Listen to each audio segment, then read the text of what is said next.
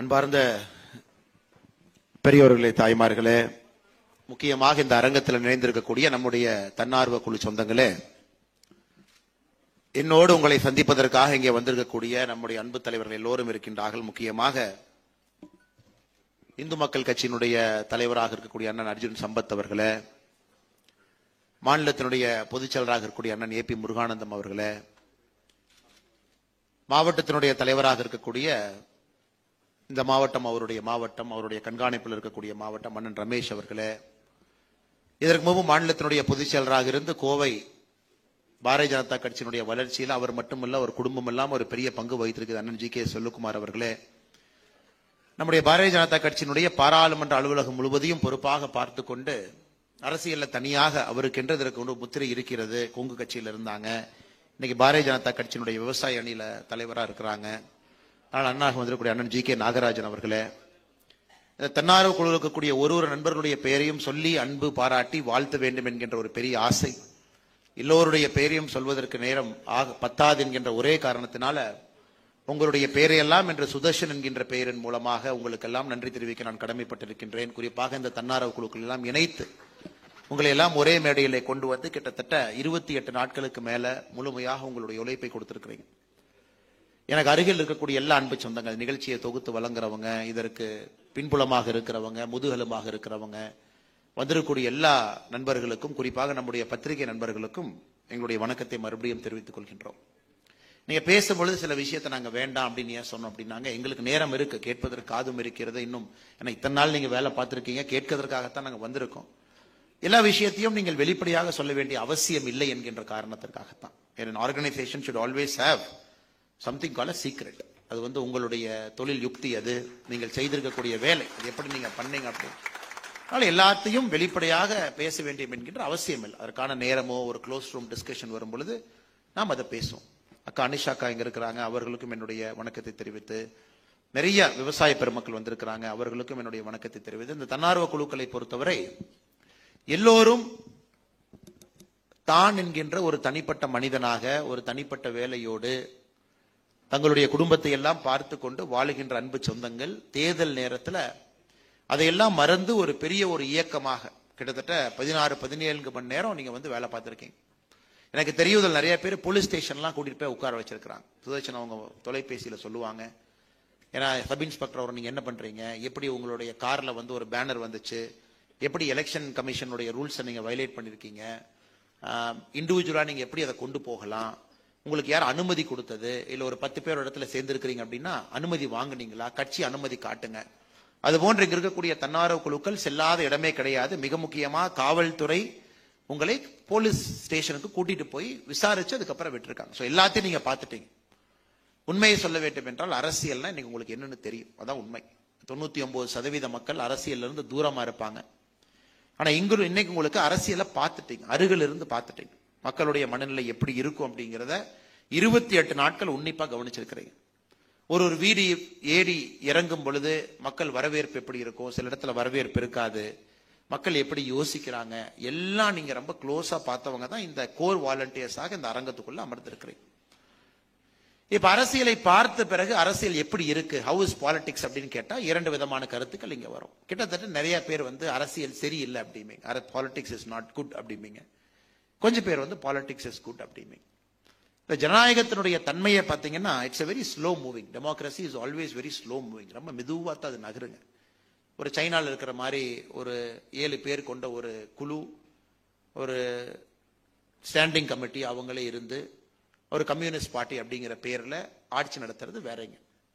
ஒரு ஜனநாயக ரீதியில இந்தியாவை போன்ற ஒரு பெரிய நாடு, 142 கோடி மக்கள், அதுவும் குறிப்பா கோயம்புத்தூருக்குள்ள இட்ஸ் குட்டி இந்தியா மாதிரி, மினி இந்தியா மாதிரி, எல்லா மொழி பேசக்கூடிய மக்கள் சிட்டிக்குள்ள இருக்கிறாங்க, எல்லா ஜாதிகள் எல்லா மதங்கள் மக்கள் இருக்கிறாங்க, ஒருவருடைய டேஸ்டும் வேற மாதிரி இருக்கும். ஸோ ஒருவருக்கு ஒன்று பிடிக்கும், ஒன்று பிடிக்காது. நிறைய பேருக்கு வந்து ஏன் பிடிக்காதுன்னு கேட்டீங்கன்னா கற்பனையில சில விஷயங்கள் பிடிக்காது, அவங்களுக்கு உண்மை கூட தெரிஞ்சிருக்காது. ஸோ ஜனநாயகத்துல ஒரு ஓட்டும் சமம். தி பியூட்டி ஆஃப் டெமோக்ரஸி பாருங்க, நீங்க இந்தியாவுடைய பணக்கார வரிசையில முதல் மனிதனாக இருந்தாலும் சரி, ஒரு ஏழை தாயாக ஒரு குடிசை வீட்டில் வாழ்ந்தாலும் சரி, இருவருடைய ஓட்டும் ஒரே ஓட்டு தான். அந்த ஓட்டுல வந்து ஒரு பெரிய ஓட்டு சின்ன ஓட்டு கிடையாது. இந்த ஜனநாயகத்துல அனைவரையும் சமமாக மதிக்கிறதுனால தாங்க டெமோக்ரஸி இஸ் ஆல்வேஸ் செக், எப்பவுமே ஒரு செக் வச்சுக்கும். நல்லவர்கள் ஆட்சிக்கு வரணும். சில நேரத்தில் தப்பானவர்கள் வந்தாலும் கூட தப்பானவர்களை ரொம்ப நாளைக்கு ஜனநாயகம் விடாது. ஒரு 5 வருஷம் கொடுக்கும், மறுபடியும் அவங்கள மாத்திரும். ஸோ ஜனநாயகம் 5 ஆண்டுகளுக்கு ஒரு முறை பரீட்சை வச்சுக்கிட்டே இருக்கும். அந்த பரீட்சையில பாஸ் பண்ணிக்கிட்டே இருக்கணும். எல்லா நேரத்திலும் நீங்கள் நினைக்கக்கூடிய நல்லவர்கள் ஜெயிக்கிறாங்க அப்படின்னு சொல்ல முடியாதுங்க. It's nature of democracy. வாழ்க்கை மாதிரி தான். வாழ்க்கையில சில இடத்துல தோப்போம், சில இடத்துல ஜெயிப்போம்.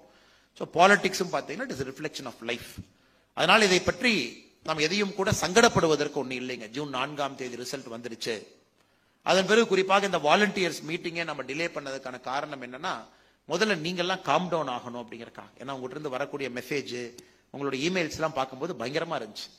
அதாவது உங்களுடைய அந்த கொப்பளிப்பு, உங்களுடைய ஆக்ரோஷமான அந்த ரியாக்ஷன் எல்லாவற்றையும் தாண்டி உங்களுடைய எமோஷனலான உங்க ஸ்டாண்ட், இதெல்லாமே பார்க்கறதுக்கு எனக்கே okay let them calm down, இன்னொரு 1 மாத காலம் ஆகணும் அப்படின்னு.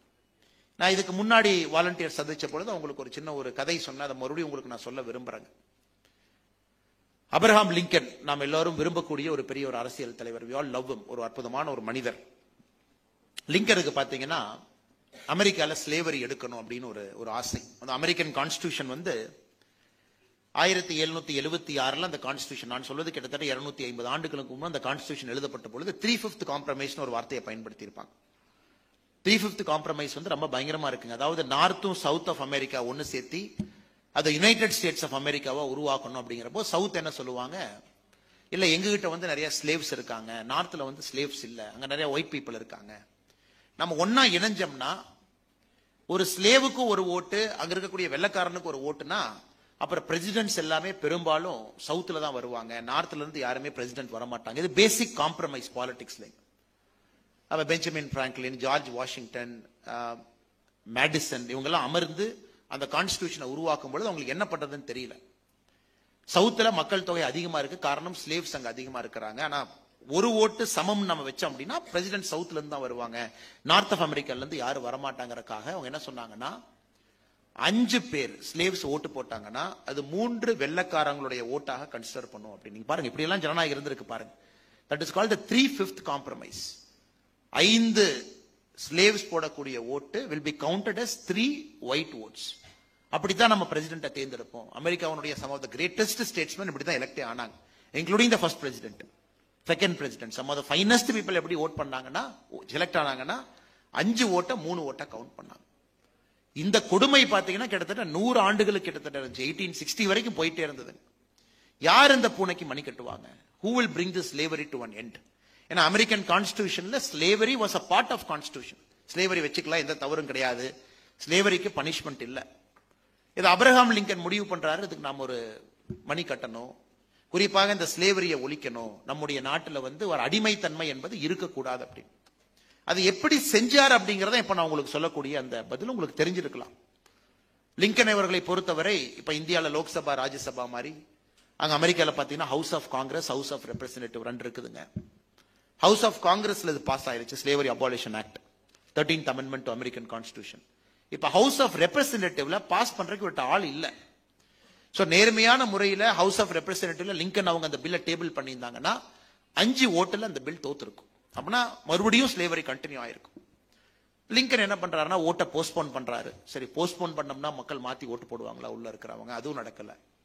உடனே லிங்கனை சுத்தி இருக்கிறவங்க எல்லாம் என்ன பண்றாங்கன்னா, யார் இதுக்கு எதிராக ஓட்டு போடுவாங்களோ ஒருத்தரா கூப்பிட்டு காம்ப்ரமைஸ் பண்றாங்க.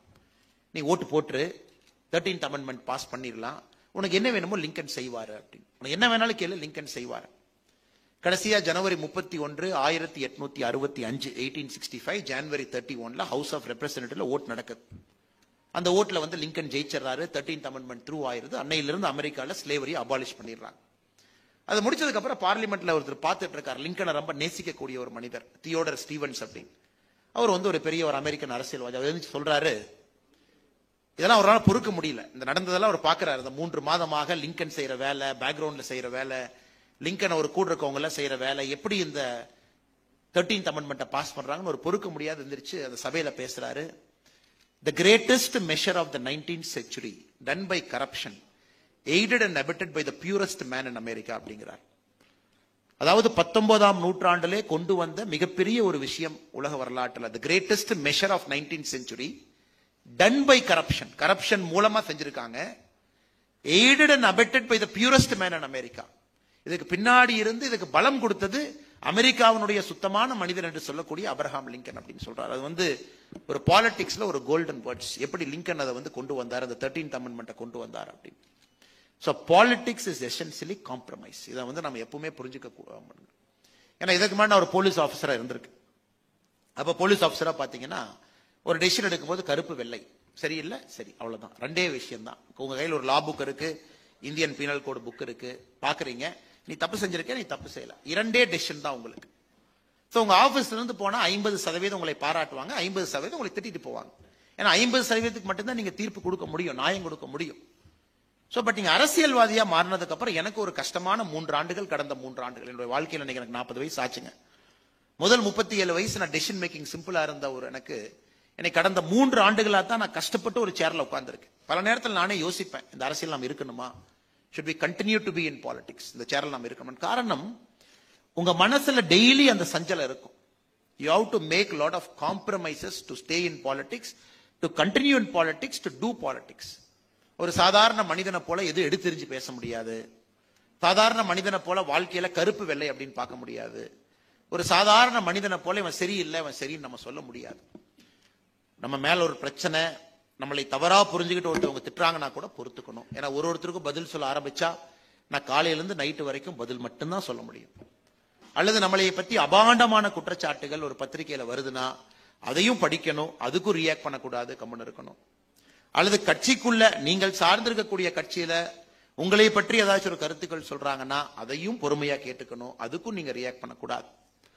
இந்த பக்குவம் எல்லாருக்கும் வரணும் அவசியம் இல்லை. அது பக்குவம் இருக்கிறனால நான் நல்ல மனிதர்னு அவசியம் கிடையாது.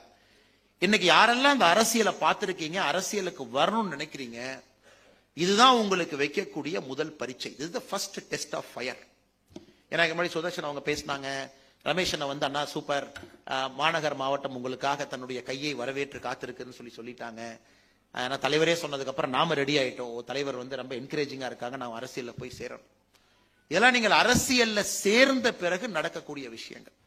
அரசியல்ல சேர்ந்த பிறகு நடக்கக்கூடிய விஷயங்கள். அது பாரதிய ஜனதா கட்சியில் நாங்கள் அடிக்கடி என்ன சொல்லுவோம் அப்படின்னா, பிஜேபி கட்சியில நீங்க சேர்ந்தீங்க அப்படின்னா இந்த கட்சியை பொறுத்தவரை ஒரு வித்தியாசமான ஒரு கட்சி, தேசத்தை முதன்மைப்படுத்தக்கூடிய கட்சி. there is no question of somebody can make money in BJP.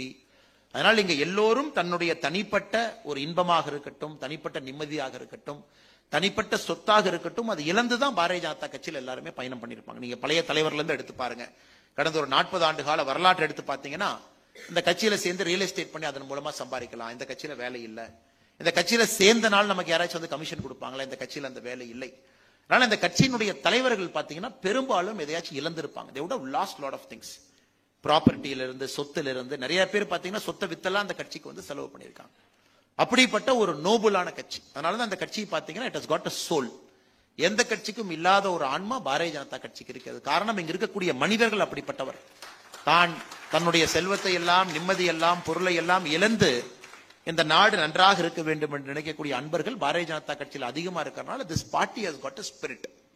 அதனால இன்னைக்கு பாலிடிக்ஸ் வரணும், வாலண்டியர்ல இருந்து நான் அரசியலுக்கு நான் ஒரு கால் எடுத்து வச்சுட்டேன் வரணும்னு நினைக்கிறவங்க, முதல்ல உங்களுக்கு தேவை பொறுமை, பேஷன்ஸ்.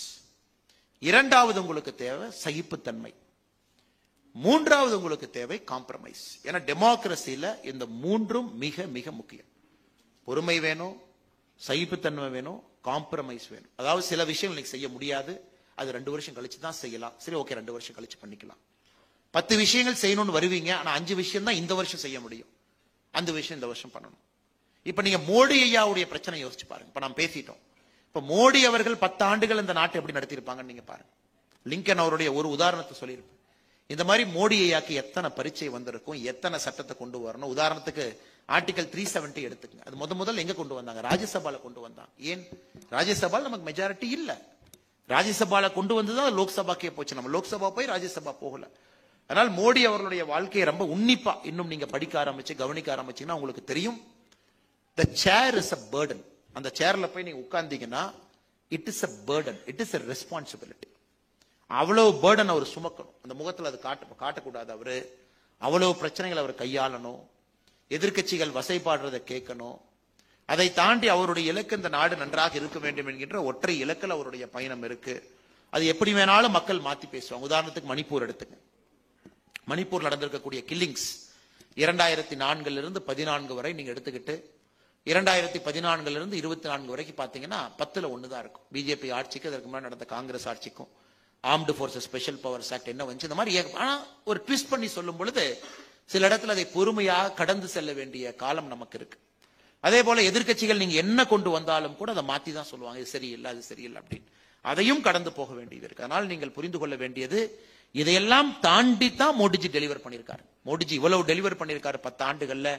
இன்னும் 5 ஆண்டுகள் டெலிவர் பண்ண போறாங்கன்னா ஒரு அந்த சேருக்கு இருக்கக்கூடிய பர்டன், சேருக்கு இருக்கக்கூடிய ரெஸ்பான்சிபிலிட்டியை தாண்டி ஒரு தேச தலைவர் மோடி என்கின்ற மனிதன் இந்திய ஜனநாயகத்துல பெர்ஃபார்ம் பண்றார். அது இந்தியன் டெமோக்ரஸியில பெர்ஃபார்ம் பண்றது சாதாரண வேலை இல்லைங்க.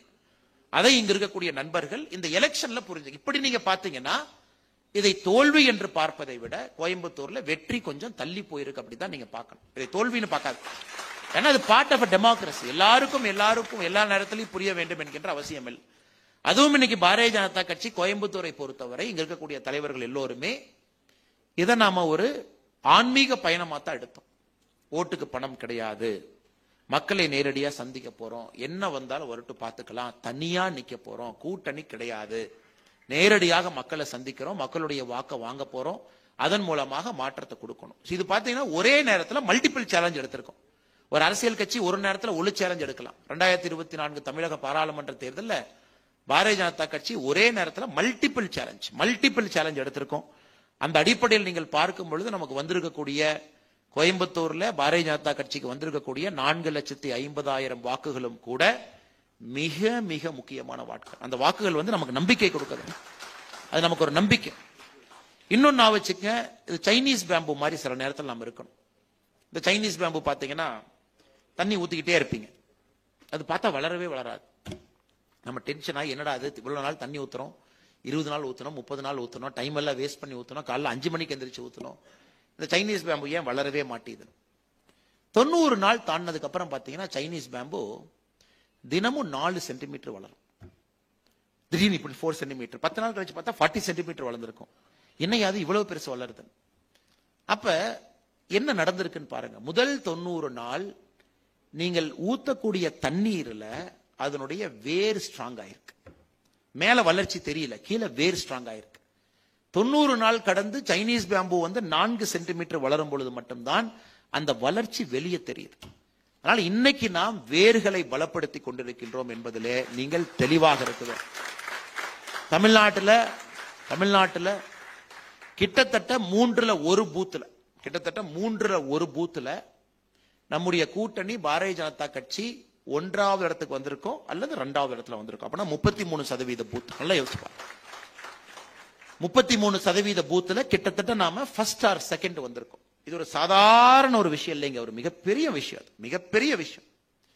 68,000 பூத்துல கிட்டத்தட்ட 8,000 பூத்துல பாரதிய ஜனதா கட்சி முதல் இடத்துல வந்திருக்கு. 8,000 பூத் அவுட் ஆஃப் 68,000 பூத்துல நாம் வந்து முதல் இடத்துல வந்திருக்கோம். 68,000 பூத்துல 1/3 நீங்க எடுத்துக்கங்க. அதுல வந்து முதல் இடம் 2வது இடத்துல வந்திருக்கோம். இது ஒரு வளர்ச்சி. அப்படின்னா வேர்கள் பலமாக கொண்டிருக்கிறது. ஆனா நீங்க தண்ணி ஊத்துறதை நிறுத்திட்டீங்கன்னா தப்பா போயிடும்.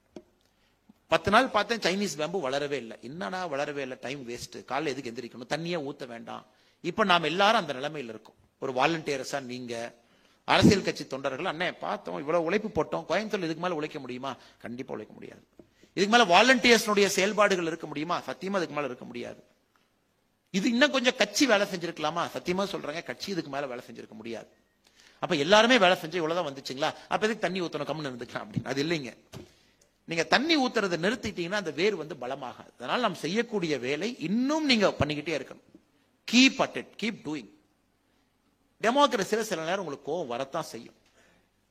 நான் ஒரு கட்சியினுடைய தலைவராக இருக்கும் பொழுது என்னுடைய செயல்பாடுகளும் சில நேரத்தில் உங்களுக்கு கோவத்தை வரவழைக்க கூடும். ஆனால் புரிஞ்சுக்குங்க, politics is essentially the art of காம்ப்ரமைஸ்ங்கிறத மறந்துடாதீங்க. ஏன்னா இங்க வந்து எல்லா நாளும் கத்தி எடுத்து நாம சண்டை போட முடியாதுங்க. சில நேரம் ஒரு காலை பின்னாடி எடுத்து வைக்க வேண்டிய சூழல் வரும் பொழுது ஒரு நல்ல தலைவனுக்கான இலக்கணம் அந்த காலை பின்னாடி எடுத்து ஒரு வைக்கணும். அது நல்ல தலைவனுக்கான இலக்கணம். எப்ப காலை முன்னாடி எடுத்து வைக்கணுமோ அந்த நேரத்துல நீங்க முன்னாடி எடுத்து வைக்கணும். இந்த ரெண்டையும் நம்ம டிஃபரன்ஷியேட் பண்ணாம எப்பொழுதுமே 5th கியர்ல போனீங்கன்னா வண்டியில கியர் பாக்ஸ் தேஞ்சிரும். எப்பொழுதுமே 1st கியர்ல போனீங்கன்னா அந்த வண்டி ஓடாது. 5th கியர் அப்ப 5th கியர்ல போவோம், 3rd கியர்ல அப்ப 3rd கியர்ல போவோம்.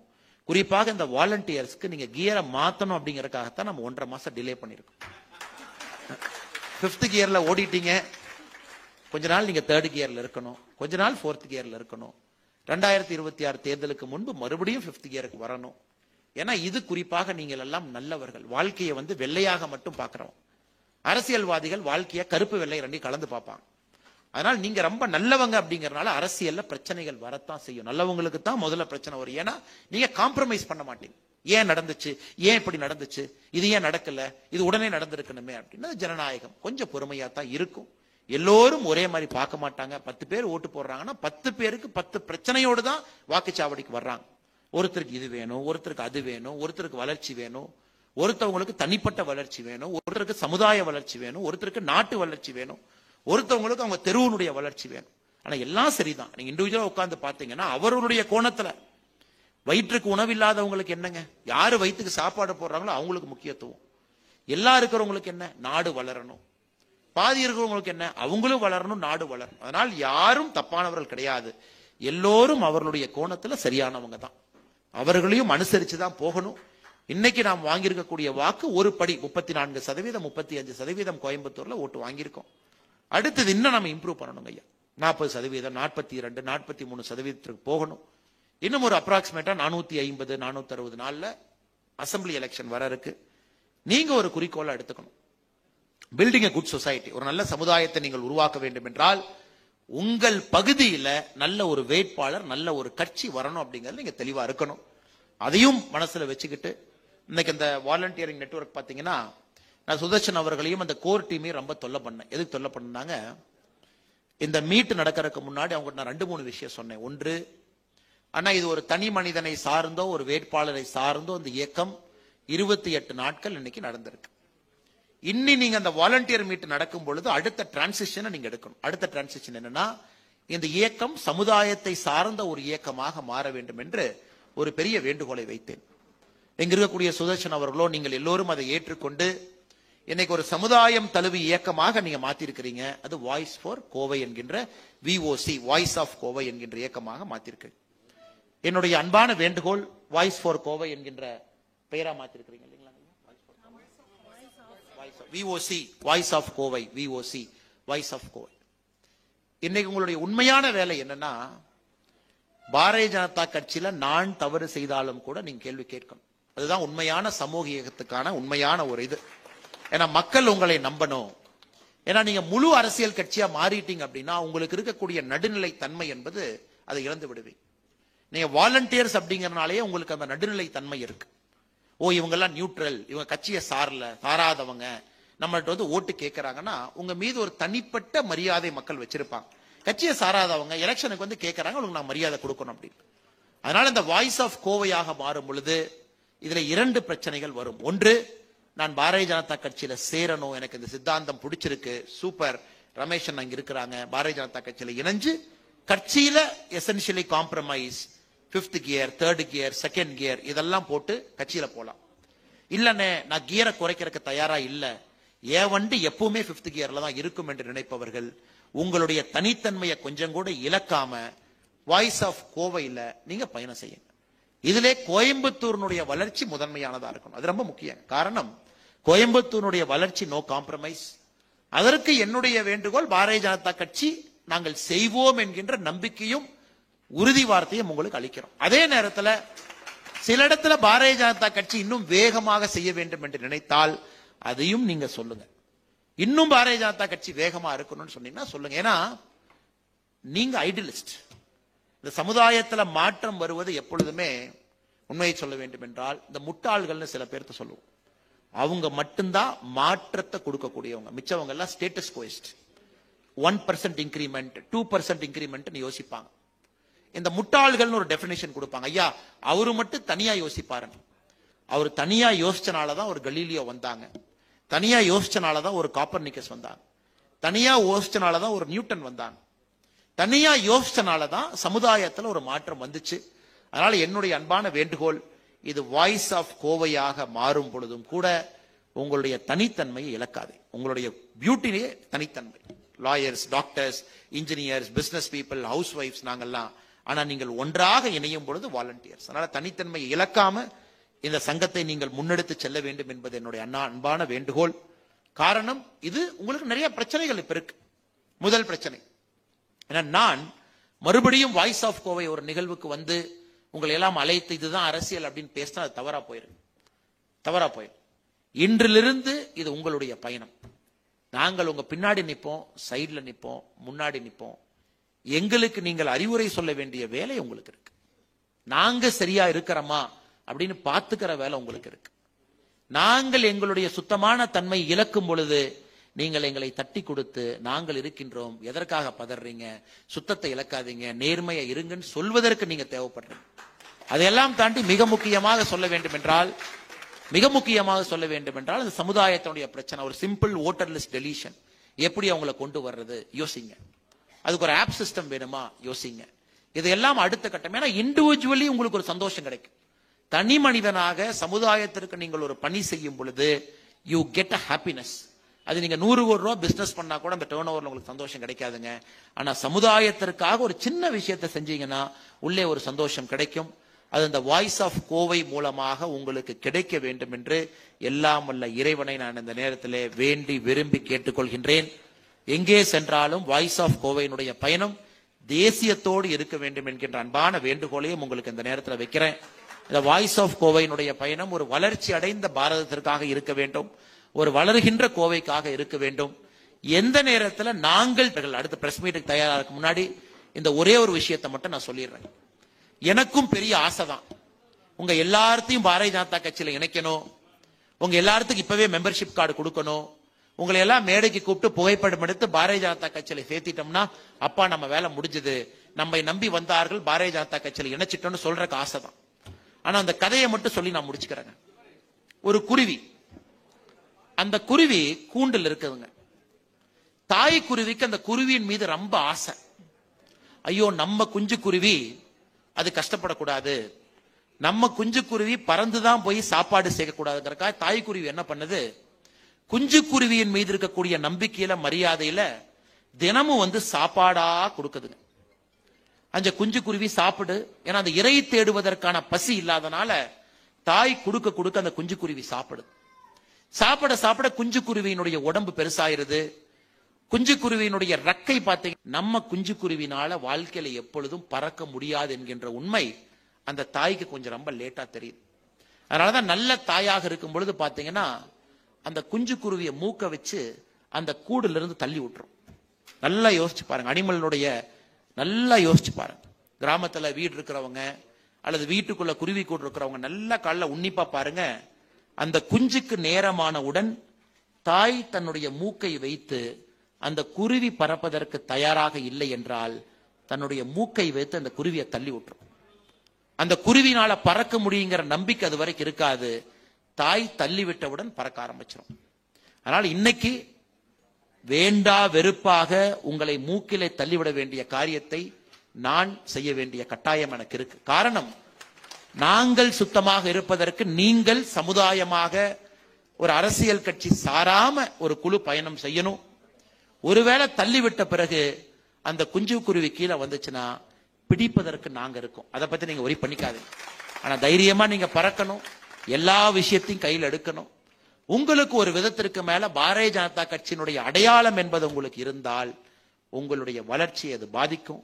நீங்கள் நடுநிலைமையாக தனித்தன்மையாக நாங்கள் எந்த கட்சியும் சாராம இருக்கோம் அப்படின்னு நீங்க சொன்னாதான் மக்களுக்கு உங்கள் மீது மதிப்பும் மரியாதையும் எப்பொழுதும் வரும். அதை தாண்டி பாரதிய ஜனதா கட்சியில் எப்ப வேணாலும் இணைஞ்சுக்கலாம். தள்ளிவிட்ட பிறகு மறுபடியும் பறக்காம யாராச்சும் கீழே வந்தா தாங்கி பிடிப்பதற்கு நாங்கள் இருக்கும் பொழுது பயம் எதற்கு உங்களுக்கு? அதனால் நல்ல ஒரு கோவையை, நல்ல ஒரு பாரதத்தை உருவாக்குவதற்கு நாம் பாடுபடுவோம். ஏன்னா எசென்சியல் ஆஃப் வாலண்டியரிங்கே பாத்தீங்கன்னா அப்படித்தான். ஒரு தனி மனிதனாக நாம் சேர்ந்தாலும் கூட அது ஒரு இயக்கமாக, குழுவாக அது மாற வேண்டும். அது காலத்தினுடைய கட்டாயம். எப்பொழுதும் நாங்கள் உங்களுக்காக இருக்கின்றோம். தனிப்பட்ட முறையில எப்பொழுதும் நான் இருக்கின்றேன். எப்பொழுது எங்கே கூப்பிட்டாலும் ஓடோடி வருகின்றோம். ஆனால் சமுதாய பிரச்சனையை நீங்கள் கையில் எடுக்கும் பொழுது பாரதிய ஜனதா கட்சி தவறு செய்தாலும் கூட தட்டி நீங்கள் கேட்க வேண்டும் என்கின்ற அன்பான அறிவுரை கொடுத்து வந்திருக்கக்கூடிய எல்லோருக்கும் மறுபடியும் நன்றி தெரிவித்து மேடையில் இருக்கக்கூடிய எல்லா தன்னார்வ குழு சார்பாக அருமை சகோதரர் சுதர்ஷன் அவர்கள் மூலமாக உங்களுக்கு என்னுடைய 2 கரம் பணித்து நன்றியை தெரிவித்துக் கொள்கின்றேன்.